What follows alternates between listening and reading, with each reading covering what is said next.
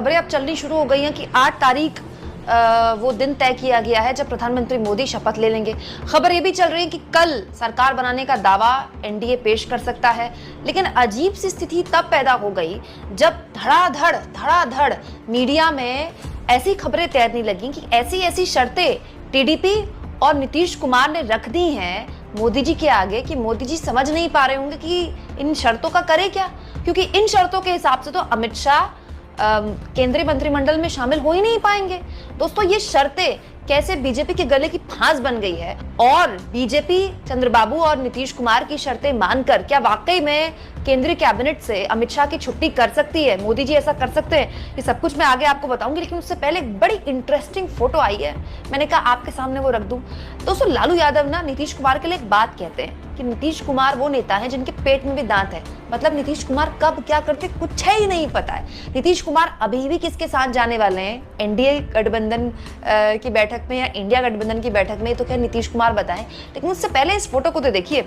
आज नीतीश कुमार और तेजस्वी यादव एक ही फ्लाइट में आए। वैसे क्या गजब का कोइंसिडेंट है ना, इतनी सारी फ्लाइटें आती हैं पटना से दिल्ली, किसी में भी आ सकते थे, लेकिन दोनों एक ही फ्लाइट में आए। चलिए, अच्छा हो सकता है, राजनीति में बहुत सारे संयोग और प्रयोग होते हैं। लेकिन पहले देखिए, नीतीश कुमार आगे बैठे थे, तेजस्वी यादव पीछे बैठे थे।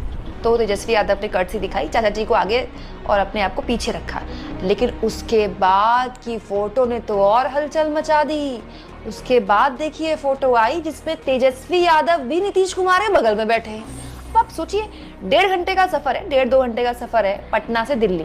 क्या बात हुई होगी, मतलब बातचीत हुई होगी तो क्या बात हुई होगी।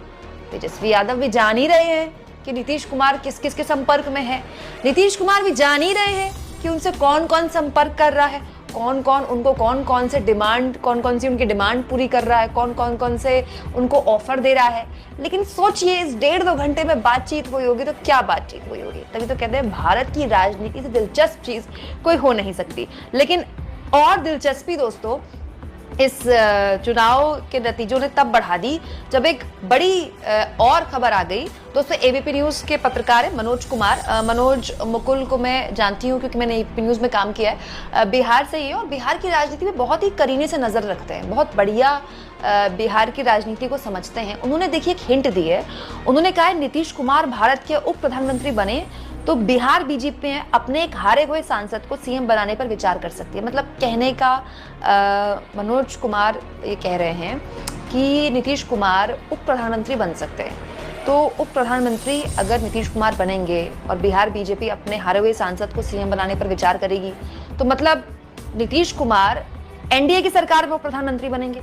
मोदी जी की सरकार में उप प्रधानमंत्री की क्या जगह है। मोदी जी हमारे मतलब 56 इंच वाले, अब देखिए ना, बैसाखी सरकार चलानी पड़ रही है और खिचड़ी सरकार चलानी पड़ रही है, तो मोदी जी को क्या क्या दिन देखने पड़ रहे हैं। मोदी जी का कोई डिप्टी भी होगा और उससे भी बड़ा गंभीर सवाल, वो डिप्टी ऐसा होगा जिसके बारे में कुछ है ही नहीं पता कि 6 महीने में पलटे, कि 1 साल में पलटे, कि 1.5 साल में पलटे।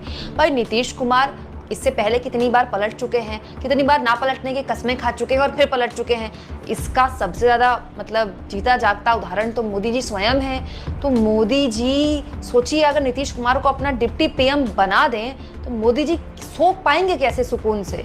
मतलब कुछ नहीं पता ना नीतीश कुमार का कब पलट दें। केंद्र की राजनीति में अगर नीतीश कुमार आ गए और मोदी जी से बड़ा चेहरा बन गए, क्योंकि नीतीश कुमार तो कुर्मी जाति से आते हैं और पिछड़ी जाति से आते हैं और बहुत बड़ा जनाधार अपने साथ रखते हैं महादलितों का भी। तो नीतीश कुमार अगर कुछ बड़ा कमाल कर गए केंद्रीय राजनीति में आकर और मोदी जी की राजनीति को एक तरह से खतरा पैदा कर दिए, तो ये तो बड़ी मतलब घोर विकट स्थिति आ जाएगी मोदी जी के पास। लेकिन इस बीच एक और अहम खबर दोस्तों पत्रकार रणविजय सिंह ने शेयर की है।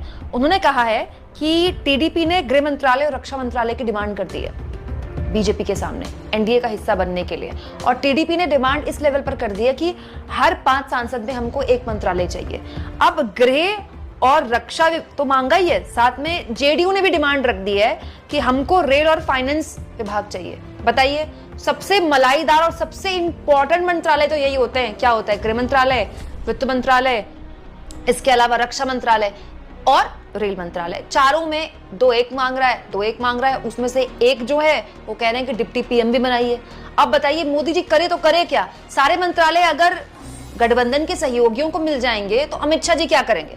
अमित शाह जी के पास इस समय देश का सबसे महत्वपूर्ण मंत्रालय है गृह मंत्रालय।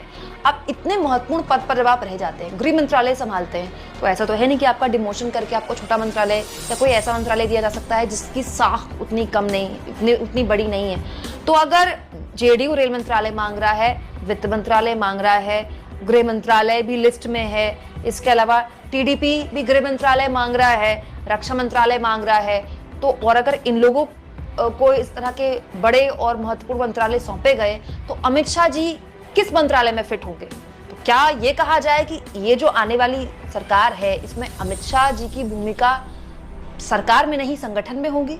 हो सकता है। अमित शाह जी तो इतने बड़े चाणक्य हैं, अमित शाह जी की रणनीतियां कभी फेल नहीं होती। अमित शाह के क्या गजब के फैसले, जिसकी वजह से बीजेपी को देखिए क्या गजब के परिणाम इस चुनाव में मिले हैं। तो हो सकता है कि अमित शाह जी संगठन में वापसी करना चाहते हो, फिर मोदी जी भी चाहते हो कि अमित शाह जी की संगठन में वापसी हो जाए।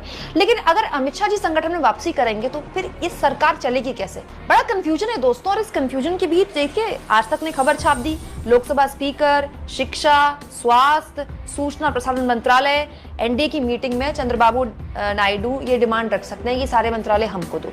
लोकसभा स्पीकर की डिमांड जेडीयू की तरफ से भी आई है, एक लोकसभा स्पीकर का पद है, दोनों सहयोगी कह रहे हैं कि हमको चाहिए। इसके अलावा कोई कह रहा है वित्त मंत्रालय मांगा जा रहा है, कोई कह रहा है रक्षा मंत्रालय मांगा जा रहा है। मतलब कमाल की बात है, ऐसी स्थिति में मोदी जी फंस जाएंगे। मोदी जी ने सोचा होगा और मोदी जी भी जानते हैं कि ये दो सहयोगी हैं जिनकी वजह से उनकी कुर्सी फिलहाल अगले 5 साल चलेगी, अगर वो पीएम बन गए तो। क्योंकि इन्हीं दो सहयोगी की वजह से एनडीए वजूद में है, इन दोनों में से एक भी गया तो कुर्सी मोदी जी की चली जाएगी। लेकिन इस बीच पत्रकार प्रशांत टंडन, जिनको आप बड़ी बेबाकी से डीबी लाइव यूट्यूब चैनल में सुनते होंगे, उन्होंने एक बड़ी गजब की भविष्यवाणी कर दी, बड़ी हैरान करने वाली भविष्यवाणी। वो कह रहे हैं आज शाम नरेंद्र मोदी का इस्तीफा होगा, इस बार शपथ नहीं। कमाल की बात है दोस्तों, बड़े लोग हैं, बड़े पत्रकार हैं, कुछ सोच समझ कर कह रहे होंगे, इस बारे में तो खैर मुझे कोई जानकारी नहीं है।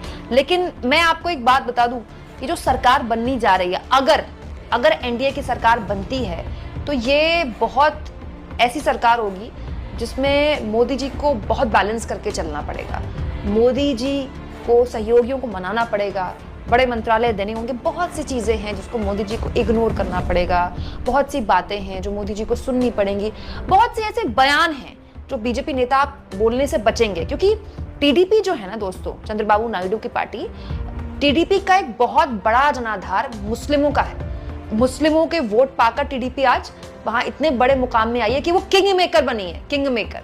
तो टीडीपी किसी भी हाल में नहीं चाहेगी कि जिस तरह के नफरती बयान पिछले 10 सालों में मोदी जी के कई मंत्रियों ने दिए, मोदी जी के कई सांसदों ने खुलेआम दिए, इस चुनाव में तो खैर मोदी जी पर ही आरोप लगे कि उन्होंने हेट स्पीच दी, उस तरह के बयान देना अब इस सरकार में, अगर ये सरकार बनती है तो ये पॉसिबल नहीं हो पाएगा। क्योंकि नीतीश कुमार भी अपना सेकुलर चेहरा बचाकर रखना चाहते हैं और टीडीपी का तो जनाधार है, मुस्लिमों की वजह से, मुस्लिमों की वोट की वजह से टीडीपी यहाँ तक पहुंची है, इस स्थिति पे पहुंची है।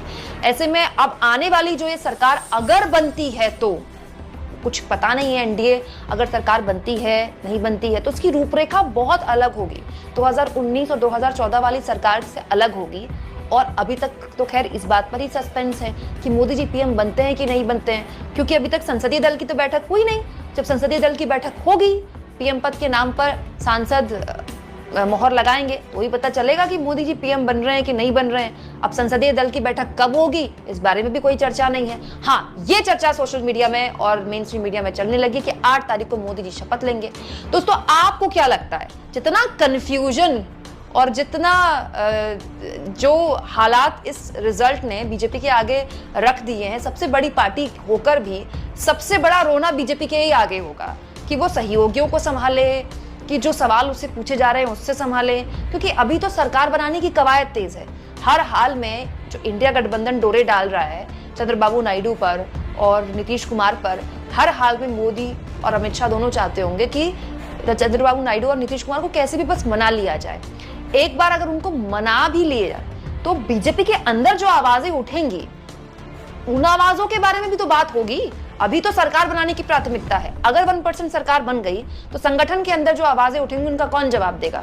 क्योंकि मोदी जी ने हर वोट मांगा अपने नाम पर, उनको अपने नाम पर तो पूर्ण बहुमत मिला नहीं है। तो मोदी जी से अब सवाल अगर संगठन के अंदर पूछे जाएंगे तो मोदी जी क्या जवाब देंगे?